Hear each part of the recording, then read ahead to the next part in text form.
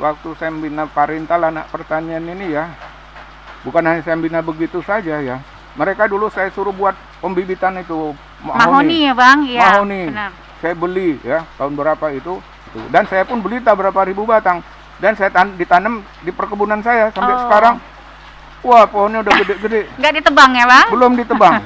Dan termasuk lantai ini tuh dari sana. Ini kayu-kayu ini.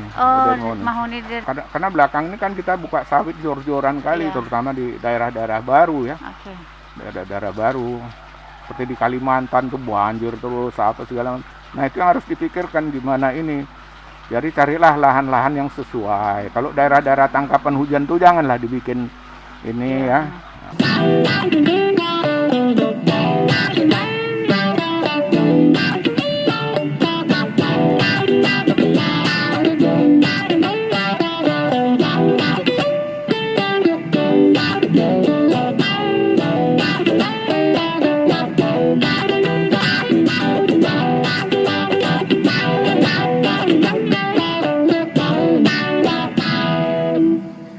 Halo, apa kabar kawan-kawan, kakak, adik semua? Semoga sehat selalu kita semua di masa pandemi ini, amin.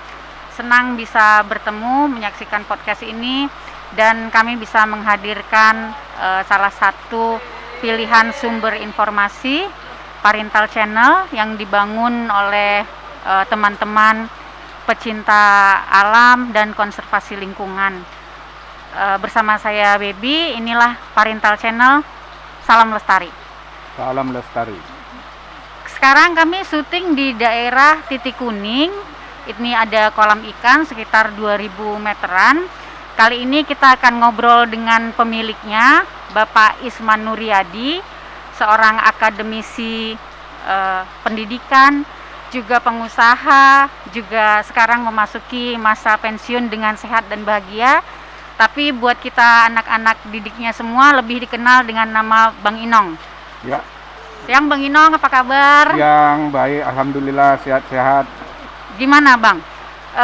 Ini Bang Inong kiprahnya mulai dari akademisi sampai sekarang ini gimana Bang?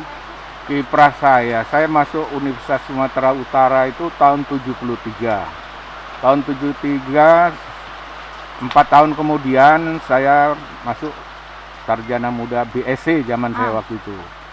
Nah, kemudian 2 tahun ngelanjut, tamatlah saya tahun 79. Jadi 6 tahun selesai.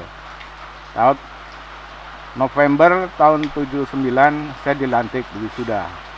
Kemudian tanggal 1 Maret 80 keluar SK saya sebagai PNS, pegawai negeri sipil di Fakultas Pertanian Universitas Sumatera Utara. Langsung jadi dosen itu Bang? Langsung saya jadi dosen. Nah, tapi sebelum saya jadi dosen, saya sudah berkiprah sesuai dengan profesi saya, yaitu di bidang pertanian. Saya ini sarjana pertanian jurusan perkebunan, BTP kalau zaman saya dulu, bercocok tanam perkebunan. Nah, umur 20 waktu saya sarjana muda, saya sudah berani membuka satu lahan perkebunan, yaitu perkebunan coklat di Kabupaten Langkat. Itu belum selesai ya Bang? Itu saya belum selesai, masih sarjana muda. Tahun 78 gitu. Saya udah ini 78 saya udah berkiprah mulai buka satu perkebunan coklat seluas 2000 hektar di Kabupaten Langkat. Nah, sambil saya berkiprah sebagai dosen, juga saya berkiprah banyak hal ya, bukan hanya saja di bidang perkebunan. Saya buka dealer mobil, saya buka penggalian sip, ada bikin batu pecah, stone crusher dan sebagainya waktu saya muda. Nah, berkiprah saya sebagai dosen sekian tahun. Pada tahun 1000 mula-mula saya dosen, kiprah saya itu sebagai asisten PD3 zaman itu. Kemudian tahun 95 saya diangkat sebagai pembantu rektor 3 Universitas Sumatera Utara. Nah, di dalam era reformasi tahun 97-98, saya termasuk salah satu tokoh yang memimpin mahasiswa di dalam reformasi. Nah, sesudah itu tahun 2000 saya diangkat sebagai pembantu Rektor 5 Universitas Sumatera Utara. Itu tetap di bidang kemahasiswaan, Bang? Tidak, udah pindah profesinya. Oh. Bukan lagi bidang kemahasiswaan, tapi di dalam pengembangan Universitas Sumatera Utara. Oh, oke. Nah, di situ saya banyak yang diperbuat, merupakan ya mengurusin pengembangan Universitas Sumatera Utara, termasuk lahan USU yang di Bekala. Nah, kemudian juga bangun rumah sakit segala macam, banyak yang kita kerjakan di situ. Itu udah dimulai dari situ ya, Bang? Iya.